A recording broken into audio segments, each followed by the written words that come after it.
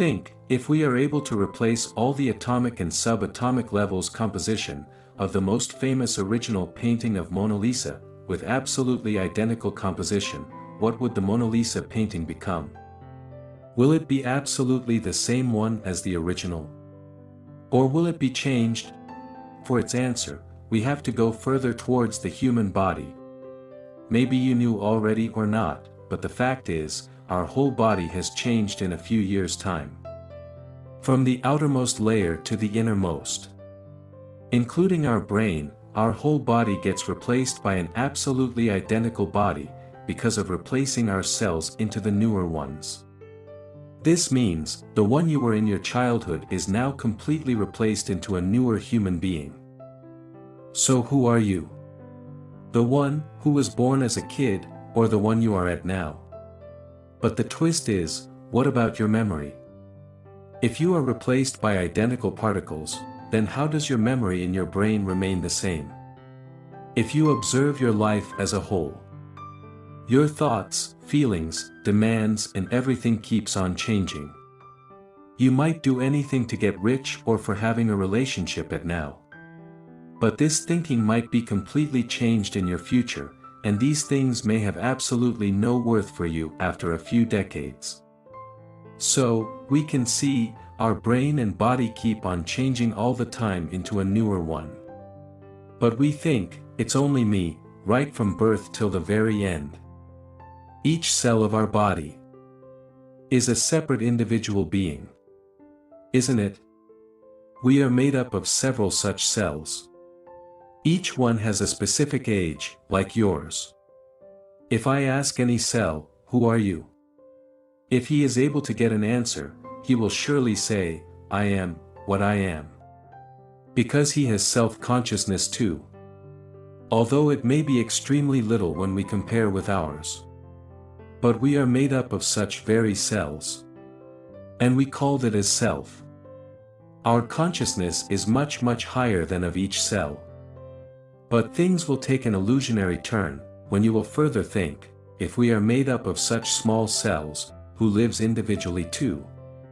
Don't you think, there must be something, who is made up with each of us?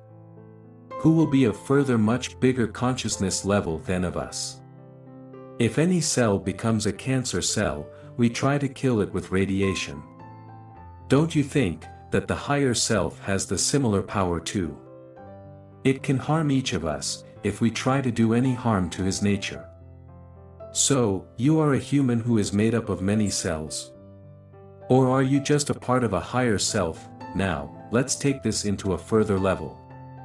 So, because we keep on changing, as a body, brain and mind too, so we can't say, we are anything among these. But if you take a little pause here and think, what is not changing in between all of us, is consciousness. Hey, don't mix consciousness with the senses. Senses work because of consciousness. In the absence of senses, consciousness still will be there. So, when you have to leave this body, your consciousness will still be there. Don't you think that is the ultimate you? Now what is consciousness? Many philosophers and scientists have written an enormous amount of books on this. But are they all useful for you, until you have experience of it? One can never experience consciousness, as for experiencing anything, we have to use our senses. But consciousness is beyond our senses. Because senses are because of consciousness and not vice versa. But yes, good news is, even if you cannot experience consciousness, you can attain it. Have you understand this? Attaining consciousness is, be in your true self. If you are able to leave your all bodily attachments, ego, and senses. If you can become like dead, while alive. If you can see everything without preoccupied views and thoughts about it. Then you can attain consciousness, that is you can be in yourself. Let's see an example to understand how our mind and brain is preoccupied and is the slave of our senses. Dogs can see very few colors than us, whereas birds can see much more colors than us.